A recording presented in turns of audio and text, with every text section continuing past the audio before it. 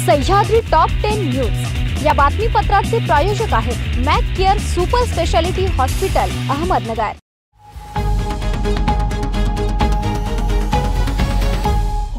नमस्कार, मी मानसी न्यूज 24 सह्याद्रीमध्ये तुमचं स्वागत। पाहूयात अहमदनगर जिल्ह्यातील महत्त्वपूर्ण बातम्यांचा आढावा सह्याद्री टॉप 10 न्यूज मध्ये। संजीवनी युवा प्रतिष्ठानच्या वतीने आयोजित केली जाणारी गंगा गोदावरी महाआरती कोपरगाव गोदावरी नदीतीरी मोठ्या भक्तिमय वातावरणात संपन्न झाली। चौथ्या श्रावण सोमवार आणि श्रीकृष्ण जन्माष्टमी सोहळ्याचा योग साधत युवा नेते विवेक भैया कोल्हे यांच्या मार्गदर्शनाखाली संजीवनी युवा प्रतिष्ठानने अतिशय उत्साह साधून संतांच्या उपस्थितीत चैतन्यमय वातावरण निर्मिती केली होती। यावेळी संजीवनी उद्योग समूहाचे अध्यक्ष बिपिन दादा कोल्हे आणि सौ स्नेहलताताई कोल्हे यांच्या हस्ते पूजन करून संत पूजन करण्यात आले। भगवान शंकर महादेवांचा व जय श्री कृष्णाचा जयघोष यावेळी सर्वांनी केला। गोकुळाष्टमी हा योग साधून संजीवनी युवा प्रतिष्ठानने श्रीकृष्ण जन्मोत्सव साजरा केला। भाविकांच्या मधून डोक्यावर टोपलीत श्री बालकृष्ण घेऊन वासुदेव हे नंद व यशोदा माता यांच्याकडे घेऊन जातानाचा प्रसंग सादर करण्यात आला। यावेळी भाविकांची मोठी गर्दी झाली होती।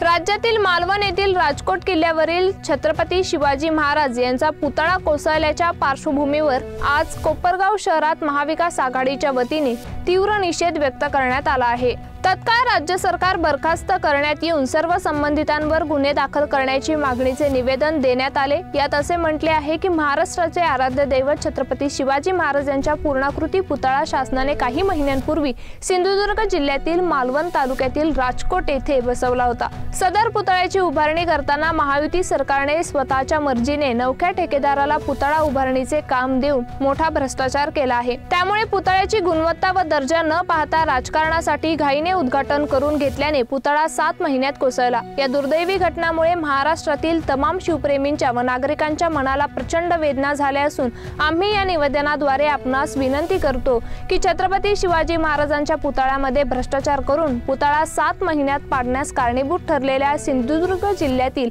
पालकमंत्री व महाराष्ट्र राज्याचे सार्वजनिक बांधकाम मंत्री भाजप नेते रवींद्र चव्हाण यांचा तत्काळ राजीनामा घेऊन महाराष्ट्र सरकार त्वरित बरखास्त करून संबंधितांवर गुन्हे दाखल करून त्यांना कडक शासन करण्यात यावी अशी मागणी महाविकास आघाडीच्या वतीने एका निवेदनाद्वारे राज्यपालांकडे करण्यात आली आहे। सदरचे निवेदन नायब तहसीलदार सातपुते यांनी स्वीकारले आहे। यावेळी महाविकास आघाडीचे पदाधिकारी आघाडीतील कार्यकर्ते मोठ्या संख्येने उपस्थित होते। पुतळ्याचं उद्घाटन घाईघाईने राजकारण करण्यासाठी उद्घाटन करण्यात आलं। त्यामुळे पुतळ्याची क्वालिटी जी आहे, दर्जा जो आहे तो अतिशय निकृष्ट झाला। घाईघाईने पुतळा बसवल्यामुळे त्याची गुणवत्ता ढासळली आणि 7 महिन्यात म्हणजे जगातला एकमेव पुतळा असा असेल का जो 7 महिन्यात कोसळतो। त्यामुळे या सरकारचा म्हणावा तितका निषेध करणं थोडंच राहील, म्हणजे शब्दात तर निषेध करायलाच नाही पाहिजे, 2-2 मुस्कडात ठेवून त्यांचा निषेध केला पाहिजे असं माझं व्यक्तिगत मत आहे। परंतु शिवरायांच्या पुतळ्यात भ्रष्टाचार करणाऱ्या, शिवरायांची शपथ घेऊन काम करणाऱ्या सरकारचा आम्ही सर्वजण जाहीर निषेध करतो। जर शिंदे फडणवीस अजित पवारला थोडीफार जरी लाज लज्जा असेल तरी त्यांनी स्वतःहून हा राजीनामा दिला पाहिजे। शेवगाव तालुक्यातील बोदेगाव येथे स्वतंत्र पोलीस होण्यासाठी अनेक वर्षापासून गृह खात्याकडे प्रस्ताव पाठवून देखील स्वतंत्र पोलीस ठाणे होऊ शकत नसल्याने माजी जिल्हा परिषद सदस्य नितीन भाऊ काकडे यांच्या नेतृत्वाखाली विविध मागण्यांसाठी पोलीस दूरक्षेत्रासमोर धरणे आंदोलन करण्यात आले। शेवगावचे पोलीस निरीक्षक समाधान नागरे यांनी आंदोलनकर्त्यांचा महत्त्वाचा प्रश्न असल्याने वरिष्ठांपर्यंत ही माहिती पोहोचून प्रश्न मार्गी लावल्याचे आश्वासन दिले। बीड जिल्ह्याच्या सरहद्दीला बोदेगाव हे लागून असल्याने गुन्हेगार या परिसरात गुन्हे करण्यासाठी येत असल्याने आणि पोलिसांचे मनुष्यबळ कमी पडत असल्यामुळे येथे स्वतंत्र पोलीस ठाणे होणे गरजेचे आहे। पोलीस निरीक्षक समाधान नागरे यांच्या आश्वासनाने आंदोलन मागे घेण्यात आले। यावेळी कसमबाई शेख, मुसाबाई शेख, सर्जीराव घोरपडे, संतोष चिंतामणी, महादेव घोरतळे, युनुसबाई सय्यद, सदा गायकवाड, भगवान मिसाळ, बाबा पठाण, गणेश आदापुरे आदींसह परिसरातील ग्रामस्थ, व्यापारी, दुकानदार मोठ्या संख्येने उपस्थित होते। गुरुवारचा बाजार असतो। या बाजारामध्ये भाजीपाल्याच्या बाजारात जे मंगळसूत्र चोर, दर बाजारी मोबाईल चोरी, याच्यासाठी आम्हाला लेडीज स्टाफ पाहिजे होता। तर तो त्यांनी सांगितलं आम्ही लेडीज स्टाफ दर गुरुवारी तुम्हाला लेडीज स्टाफची पूर्तता करू। आणि बाजार दर बाजारी जो ट्रॅफिकचा प्रश्न होता, या ट्रॅफिक प्रश्नासाठी आमचे कर्मचाऱ्यांना 2 कर्मचाऱ्यांना तिथे सतर्क राहण्याचे सांगून सकाळी 7 ते संध्याकाळी 5 वाजेपर्यंत अशी त्यांनी ग्वाही दिली। आणि या शाळा कॉलेज आणि शाळा असन कॉलेज असन या कॉलेजच्या संदर्भात जो रूम असतील यांचे प्रत्येक कॉलेजवरचे CCTV कॅमेरे चेक करून जे मुलं त्यांना त्रास देत असतील मुलीला अशा मुलावर आम्ही 100% कारवाई करू अशी एक त्यांनी आम्हाला आश्वासन दिलं। आणि या गावामध्ये ज्या ड्रोनचा जो प्रकार चाललेला आहे या ड्रोनचा प्रकार लवकरात लवकर त्याचा खुलासा होईल आणि ड्रोनच्या आणि चोरीचा काही संबंध नाही असा समाधान नांगरे PI साहेब यांनी शब्द दिला। आणि ह्या मुद्द्यावर आम्ही आमचं आंदोलन मागे घेतलं। कोपरगाव मतदारसंघात पावसाळा सुरू झाल्यापासून अपेक्षित पर्जन्यमान झालेला नाही, त्यामुळे अजूनही भूजल पातळी वाढलेली नाही। त्यामुळे ओव्हरफ्लोचे पाणी गोदावरी कालव्यांना सोडून एस्केपद्वारे तलाव, गावतळे, नदी नाले भरून द्यावेत अशा सूचना आमदार आशुतोष काळे यांनी पाटबंधारे विभागाच्या अधिकाऱ्यांना दिल्या आहे। पावसाळा सुरू झाल्यापासून जवळपास 3 महिन्यांचा कालावधी होत असून अद्यापही कोपरगाव संघात पुरेसा पाऊस झालेला नाही। याउलट नगर नाशिकच्या धरण क्षेत्रात मोठ्या प्रमाणात पाऊस झाल्यामुळे धरणे भरले असून होणाऱ्या विसर्गातून जायकवाडी धरण देखील 65% भरले आहे। आज मितीला गोदावरी कालवे बंद असून जायकवाडी धरणात विसर्ग सुरूच आहे।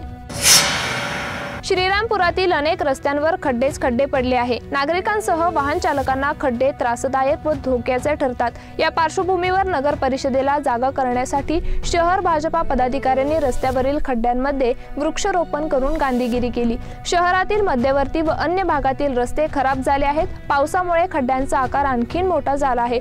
छोट्या मोठ्या वाहन चालकांसाठी खड्डे धोक्याचे ठरत आहे।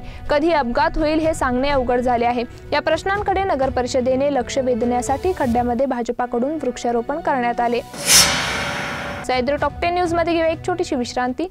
रोखोक पत्रकारिता, निर्भीड बाणा आणि कणखर भूमिका, महाराष्ट्राचा सखा, सत्याचा पाठीराखा, शब्दांचं सामर्थ्य, विश्वसनीयतेची उंची, न्यूज 24 सह्याद्री। विश्रांतीनंतर तुमचं पुन्हा एकदा स्वागत। पाहूयात पुढील बातम्या।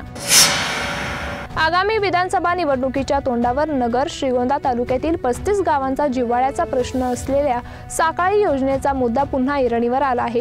साकाळी योजनेसाठी पाणी उपलब्धतेचे प्रमाणपत्र तातडीने देऊन योजना मंजूर करण्यात यावी अशी सूचना आंदोलनकर्त्यांनी केली। दरम्यान विधानसभा निवडणुकीच्या अगोदर साकाळी योजना मंजूर न झाल्यास नेत्यांना मतदारसंघात फिरू देणार नसल्याचा इशारा साकाळी कृती समितीचे अध्यक्ष बाबा महाराज झेंडे यांनी दिला आहे। राष्ट्रीय महामार्ग प्राधिकरणाच्या माध्यमातून येत्या 15 दिवसात नगर मनमाड महामार्गाची दुरुस्ती करण्यात येईल। याची जबाबदारी जिल्हाधिकारी सिद्धाराम सालीमठ यांच्यावर सोपवण्यात आली आहे। हे दुरुस्तीचे काम 15 सप्टेंबर पर्यंत करण्याचे आदेश महसूल तथा पालकमंत्री राधाकृष्ण विखे पाटील यांनी बुधवारी दिले। नगर मनमाड महामार्गाची दयनीय स्थिती झाल्याच्या निषेधार्थ कृती समितीने येत्या 1 सप्टेंबर पासून आंदोलनाचा इशारा दिला होता। या पार्श्वभूमीवर मंत्री विखे पाटील यांनी बुधवारी जिल्हाधिकारी कार्यालयात रस्त्याच्या विषयावर बैठक घेतली। दुचाकीला धडक दिल्यानंतर खासगी बस उलटून झालेल्या अपघातात 2 जणांचा जागीच मृत्यू झालाय, तर इतर 4 ते 5 प्रवासी किरकोळ स्वरूपात जखमी झाले। अपघात नगर दौंड रस्त्यावर नगर तालुक्यातील बाबुर्डी बेंद फाट्याजवळ काल रात्री बुधवारी सायंकाळी 6च्या सुमारास झाला। अपघातातील मृतांमध्ये बाबुर्डी घुमट भागातील भाऊसाहेब दगडू येवले व बस चालक या दोघांचा समावेश असल्याचे समजले। माहिती मिळताच नगर तालुका पोलीस ठाण्याचे सहाय्यक निरीक्षक प्रताप गीते यांनी घटनास्थळी धाव घेतली व वाहतूक सुरळीत केली। विधानसभेची निवडणूक जवळ आल्याने विरोधक माझ्यावर बिनबुड्याचे आरोप करत आहेत। त्यांच्याकडे दुर्लक्ष करत पाथर्डी शेवगाव मतदारसंघाच्या सर्वांगीण विकासासाठी मला खंबीर साथ द्या असे आवाहन आमदार मोनिका राजळे यांनी केले। तालुक्यातील माणिकदौंडी येथे तुकाराम महाराज मंदिराच्या सुशोभीकरणाच्या कामाचा प्रारंभ करण्यात आला। या प्रसंगी मोनिका राजळे बोलत होत्या। शेतात कळपासह मुक्काम करत असताना मेंढ्यावर हल्ला करण्यासाठी गेलेल्या बिबट्याने रात्रीच्या अंधारात महिलेला ओरबडले। पती मदतीसाठी धावल्याने बिबट्या पळाला।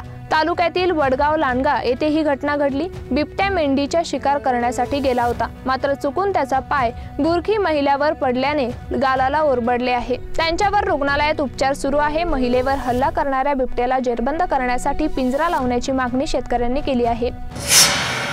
सह्याद्री टॉप 10 न्यूज मध्ये इथेच थांबूया, मात्र तुम्ही पाहत राहा news 24 Sahyadri. Sahyadri top 10 news या बातमीपत्राचे प्रायोजक होते Mac care super speciality hospital Ahmednagar. शब्दांचं सामर्थ्य, विश्वसनीयतेची उंची, न्यूज 24 सह्याद्री।